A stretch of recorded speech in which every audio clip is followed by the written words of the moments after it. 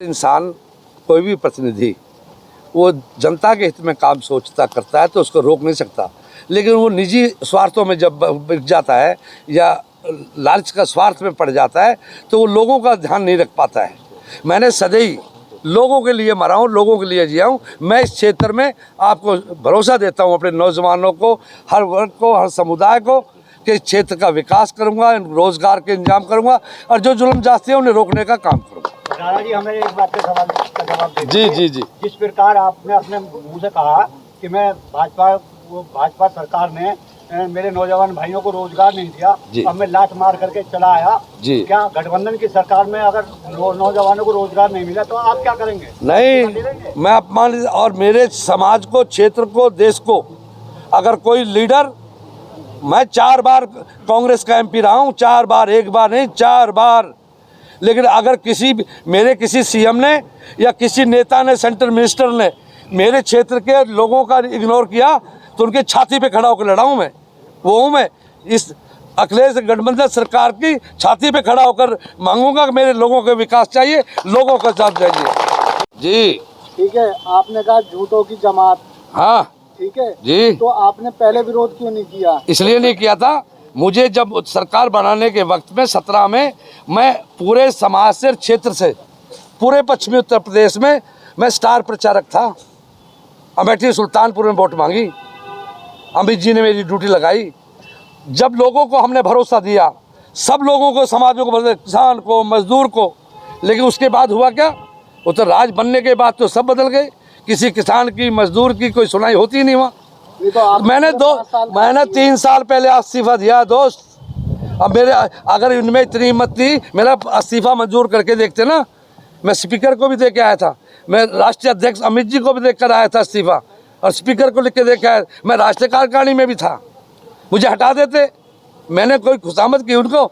मैं आज तक मोदी जी को और अमित जी को और तो मैं किसी को नेता समझा ही नहीं मैंने, लेकिन उन दोनों ने, मैंने आज तक फ़ोन पे बात नहीं करी। हो सकता है बात से लोग बात करते होंगे, रिपोर्ट चेक की।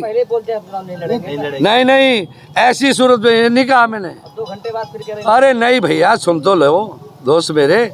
मैंने कहा अगर मुझे कोविड की पॉजिटिव रिपोर्ट है तो मैं दिल्ली जा रहा हूँ इलाज कराने के लिए। शायद इस सूरत में मैं चुनाव नहीं लड़ूंगा। जब मैं वहाँ गया, उन्होंने कहा नेगेटिव है, आपको पॉजिटिव के कोई संकेत है ही नहीं, कोई लक्षण है ही नहीं। मैंने तभी कहा अपने बेटे को कि बोल दी, इतने में तो वो देश के मालिक हमें चैलेंज देने पड़े, हमें उड़ा के भगाने लग गए। आ जाइए शाम को। क्या की पार्टी? मैं सुनिए, इस देश में बीजेपी और भारतीय जनता पार्टी बड़ी पार्टी नहीं है ना। मोदी और अमित शाह से बड़ा कोई नहीं है ना। मैंने उनकी परवाह नहीं की, उनके इस्तीफा उनके मुंह पे फेंक के चलाया था। मैं वो आदमी हूँ, अवतार सिंह भड़ाना मेरा नाम है। पार्टी दल में कोई खरीदने वाला पैदा नहीं हुआ। और पहले दिन कहा था, वो ईडी और सारी एजेंसीज मेरे पीछे भेज के देख ले। वो भाजपा बड़ा लीडर हिंदुस्तान के, उन ईडीओ से बहन जी डरा सकते हैं ना, बहन मायावती को डरा के बैठा सकते, अवतार सिंह भड़ाना को कोई नहीं डरा सकता। वो सारी agency, income tax, sale tax, उद्योगों में, यहाँ के अथॉरिटीज़ में, जब तक यहाँ के लोकल बच्चों को रोज़गार नहीं देगा, दूसरे को पैर नहीं रखने दूंगा। पहले मेरे बच्चों को रोज़गार मिलेगा, फिर सबका मिलेगा, सबका साझा है। मैं यहाँ का विकास करूँगा। जो आज हालात हैं यहाँ के, उनको दुरुस्ती से इस क्षेत्र के विकास के लिए, आज तो कुछ भी नहीं है, ग्राउंड पर कुछ नहीं है। आप देख लीजिए, जेवर क्षेत्र का नाम बहुत बड़ा है, इंटरनेशनल एयरपोर्ट है वहाँ, जिनका सपने इतने बड़े कुछ देगा, लेकिन है नहीं कुछ। आप पश्चिम उत्तर प्रदेश के गद्दार नेता माने जाते हैं। जी जी भैया। दादरी में भी जिस तरह गुर्जर शब्द को लेकर विवाद हुआ, आपने आगे बढ़ चढ़ के हिस्सा लिया जी। आज के समय में जिले के अंदर अगर कोई सीट मानी जा रही है, जेवर विधानसभा मानी जा रही है, क्योंकि सबकी इस पर ही नजर है, क्योंकि वहाँ अवतार भड़ाना चुनाव लड़ रहे हैं जी। तो इसमें जो यहाँ के लोग हैं, जो स्थानीय युवा हैं, गुर्जर समाज ही नहीं, सारे समाज आपके साथ है, उनको आपकी सत्ता आने पर, मेरा एक शॉर्ट में सवाल, आपकी सत्ता आने पर उन्हें आप कैसे यकीन दिखाएंगे, कैसे भरोसा देंगे कि हम वास्तव में ही जेवर के साथ साथ अपने आसपास पश्चिमी उत्तर प्रदेश के युवाओं को रोजगार देंगे? निश्चित तौर पर क्या है, उसको जिताएगी जनता, तो जनता पर छोड़ दिए ना, फिर जबरदस्ती क्यों हो रहा है? मेरा एक आपसे, और यहाँ का मैं कभी जातिवाद और किसी समाज के नहीं, सभी समाजों का सम्मान किया हमेशा। लेकिन मेरे समाज को मेरा कहना है कि अगर मैं गलती करता हूँ तो आप मुझे गाली दे सकते हैं, मुझे आप बुरा कह सकते हैं, लेकिन मेरे समाज को नहीं दे सकते आप गाली। हम अगर वो एक विधायक कहीं कोई बोलता है उसके पीछे ठाकुर लगता है तो मैं कहता हूँ खबरदार, जैसे मेरे पीछे गुजर लगता है उनके यहाँ ठाकुर लगता है, मैं बोलता हूँ उसका नाम लेकर बोलेंगे। समाज कोई बुरा नहीं होता, सब समाज अच्छे होते हैं। हमने सदैव समाजों का सम्मान किया है, हमने सीखा है, हमारे माँ बाप ने सिखाया है इसको।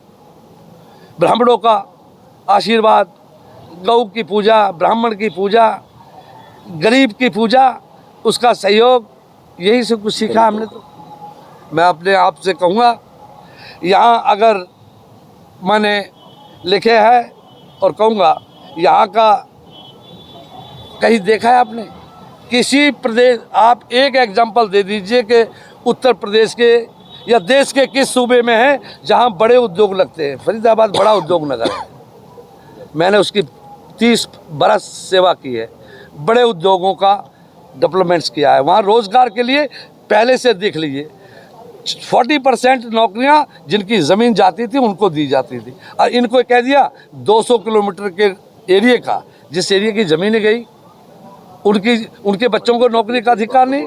हमारे इस क्षेत्र के बच्चे कहाँ जाएंगे? क्या गोरखपुर जाएंगे? वो गोरखपुर में हमें रोज़गार देंगे? जब उद्योग हम यहाँ लग रहे हैं, ज़मीनें हमारी जा रही हैं, तो नौकरी भी रोज़गार हमें चाहिए ना। अगर इन लोगों ने यहाँ एक बात चलाते हैं, बोलते हैं अरे 24 करोड़ लोगों का मुख्यमंत्री है, किसी एक समाज का नहीं है। उसे दादरी में जो घटना घटी शर्मनाक थी, और हमारे मुख्यमंत्री वहाँ मौजूद खड़े थे। वो क्या राजपूतों की बात कर रहे थे? वो राजपूतों के मुख्यमंत्री थे। उन्हें कहना चाहिए था कि महीर भोज को अपमानित करने का तुम्हें कोई हक नहीं है, उनको डांटना चाहिए था। मैंने भी आके डांटा ना अपने समाज को, मैंने कहा संयम बरतें और खबरदार, अगर इससे आग उत्तेजना भड़क सकती थी, नुकसान हो सकता था सभी समाजों का, लेकिन मैंने रोका ना। अब मैंने कहा अपने समाज को, अंबेडकर जी ने कहा था अब राज गोली से नहीं मिलता, डंडों से और तलवारों से नहीं मिलता, वोट की चोट से हुआ है। अब कहा है मैंने कि अगर किसी ने ललकारा है तो उसको, मुझे नहीं ललकारा, समाज को ललकारा, तो वो समाज उसका जवाब देगा और वोट की चोट से देगा। अगर उन्होंने हमको ललकारा है तो हम तो अंग्रेज़ों की ललकार नहीं सही, हम तो फांसी चढ़ गए थे, लेकिन हम राष्ट्रभक्त हैं। हमसे बड़ा कोई बलिदान देने वाले, कश्मीर की घाटी से लेकर हमने राष्ट्र की कुर्बानियाँ दी हैं, हम राष्ट्रभक्त हैं। लोग राजनीति के लिए राष्ट्रभक्त बने हुए हैं, लोगों की जान लेके राष्ट्रभक्त बने हैं, पार्टी और दलों की बात कर रहे हैं। अरे इंसानियत पे आ जाओ। लोग समझ गए हैं, मुझे भरोसा है आप लोगों को कि निश्चित तौर पर गठबंधन की सरकार बनेगी, और गठबंधन की ऐसी सरकार होगी जो शायद आज तक पहली बार होगी। ऐसी सरकार बनेगी जिसको हर चौक पर, हर जिले के हेडक्वार्टर पर खड़ा होकर लोग नारा लगाते पाएंगे, हमारी सरकार है, हमारी सरकार है। वर्ग हैं वो सब ये कह सकें हमारी सरकार है। आज मैं बड़ा स्पष्ट लफ्ज़ों में कहना चाहता हूँ, इस देश में बताए कि भाजपा का कोई नेता खड़ा होकर कि कोई ये कहे कि हमारी सरकार है। सिर्फ चंद लोगों की सरकार है, चंद लोगों की सरकार है। किसी का कोई नहीं, कुछ नहीं है, कोई मान सम्मान नहीं है, किसी की कोई वजूद नहीं है। बड़े मुश्किलों से मिली थी हमें, और वोटिंग राइट हमको बहुत बड़े कुर्बानियों के बाद मिला था। वोटर्स पर ज़बरदस्ती करना, यहाँ मौजूदा जो विधायक है, मैं कहूँगा कि बीजेपी से कम लोग नाराज़ हैं, व्यक्ति विशेष से इतने भयंकर नाराज़ हैं। मुझे झूठ साँच बोलने की राजनीति आती नहीं है, मैं तो सेवक रहा हूँ सारे जीवन, किसान का, मजदूर का, गरीब का हितैषी रहा हूँ। छोटी सी उम्र में मैं गृह मंत्री बनकर मेरी शुरुआत हुई थी। छोटी सी उम्र में मैं 1 बार रहा MP, 2 बार रहा, 3 बार रहा, हरियाणा से रहा, फिर मेरठ से रहा, लेकिन मैंने किसान और मजदूर और गरीब की बात कही है हमेशा। मैं नहीं समझता कि इस सरकार में जहाँ 100 से ज़्यादा अधिक सीटें पश्चिम में पहली बार मिली थी भाजपा को। हर किसान ने, मजदूर ने बड़ी उम्मीदों से इनको जिताया था। इन्होंने इस पूरे पश्चिमी उत्तर प्रदेश की उपेक्षा करी।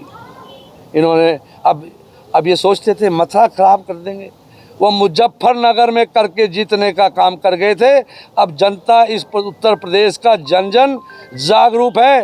नहीं, मथुरा में ये कराते जो मुजफ्फरनगर में कराया था। अब इन चीज़ों में नहीं आएंगे। देश को रोटी चाहिए, कपड़ा चाहिए, मकान चाहिए, बच्चों को शिक्षा चाहिए। छोटे नेता जिले से, तहसील से लेके राष्ट्र लेवल का नेता कहे खड़ा हो किसी से मेरे सामने। जब कोई घटना घटी थी तो मैंने कहा था किसानों के बारे में कि योगी जी, आपको पूरे किसान मजदूर ने, पश्चिमी उत्तर प्रदेश के लोगों ने, आपसे फर्स्ट मीटिंग में मुजफ्फरनगर में कहा था मैंने, इस पश्चिम के लोगों की कुर्बानी रही है, पश्चिम के लोगों की उपेक्षा ना हो। मैं आज नहीं हूँ, मैं आज सत्ता आई, मैं सत्ता का पीछे नहीं भागता, सत्ता मेरे पीछे भागती है। जिसको सत्ता होती है ना, वो मेरे पीछे से आके मेरे जो समर्थक है उनके मैं बनाता हूँ, गाड़ता भी।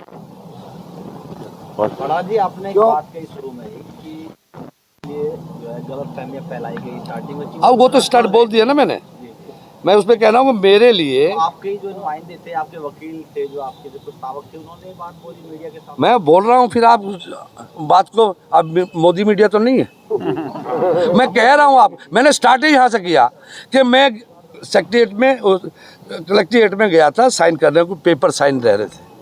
वहाँ एक आदमी आया, सुनता जरा, वो मेरे यहाँ चेक किया उन्होंने। उसके बाद जब मैं बाहर निकला साइन करके, उन्होंने कहा सर ये आपका पॉजिटिव आ रहा है। तो मेरे साथ खड़े थे वो मेरे वकील भी, मेरे लोग, कि अगर ऐसा है तो मैंने कहा आप यहाँ कह दीजिए लोगों को कि मैं दिल्ली जा रहा हूँ। अगर ऐसा हुआ तो मैं लोगों की जान जोखिम में नहीं डालना चाहता। एमएलए के लिए लोगों की जान जोखिम में डालूं? मैं तो, ऐसी बीमारी है जिससे देश जूझ रहा है, दुनिया जूझ रही है, उस बीमारी का होने के नाते मैं अपने किस सूरत में चुनाव लड़ता? मैं बिल्कुल नहीं लड़ता। ये बात भी कर सकते थे, बस जी, इंतजार भी कर सकते थे कि एक दिन 2 दिन है जी, आप रिपोर्ट आने का इंतजार भी कर होगा। जेवर एयरपोर्ट की शक्ल की तस्वीर चाइना एयरपोर्ट की दिखाई जा रही थी। कितने झूठे थे ये। जब हम ज़मीन पर आए और हमने देखा तो वह लोग जिनका घर उजाड़ दिए गए थे, जिनके गांव उजाड़ दिए गए थे, वो लोग अब उनके बच्चे छत के बिना बैठे थे और रोड में मटेरियल को इकट्ठा कर रहे थे, तंबुओं में अपनी रात गुजार रहे थे, ठिठर रहे थे। ऐसे होता है सरकार। हमारी ज़मीनें ली, हमारी ज़मीनें ले ली। अगर कहीं बड़ा डेवलपमेंट्स होता है, कहीं सरकार की बड़ी नीति पॉलिसीज़ होती हैं, तो वहाँ दिया जाता है ज़मीन। लेकिन हमारे बच्चे एक ऑर्डर पास करती। 4 यहाँ पहला डिस्ट्रिक्ट है उत्तर प्रदेश का कि जिस डिस्ट्रिक्ट गौतम बुद्ध नगर ज़िले में 4 अथॉरिटीज़ हैं। मेरे ख्याल उत्तर प्रदेश में दूसरा कोई ज़िला नहीं है और इम्पोर्टेंट है। उनको कहा था लाखों करोड़ का इन्वेस्टमेंट आएगा, वहाँ से आएगा। फिर कहेंगे लाखों लोगों को रोज़गार मिलेगा। रोज़गार जब मिलेगा जब काम शुरू होगा। हमारे बच्चों पर तलवार लटका दी इन्होंने। इस एमएलए ने कहा, चाहे वो एजुकेशन की बात हो, उनके कॉलेज को ले गया, उनको ख़त्म कर दिया। इस ब्लॉक को, मुझे ये धनकौर ब्लॉक को ख़त्म किया, आज़ादी से अब तक था। उनको निजी एक ऐसी धारणा बना रखी है उस आदमी ने कि निजी हितों के लिए वो समाज के हितों की देखरेख नहीं करता है। उसको तो धुन है कैसे लूटेंगे। वो ऑन रिकॉर्ड पर है, मैं प्रूफ दे सकता हूँ, ऑन उसके डॉक्यूमेंट्स दे सकता हूँ।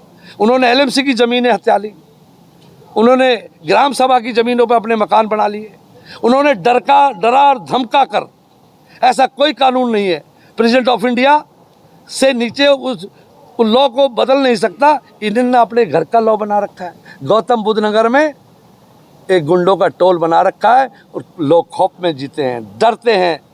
अगर कहीं बोट आते हैं मेरी स्वागत करने के लिए, उनको ऐसी फोर्स बनाती है।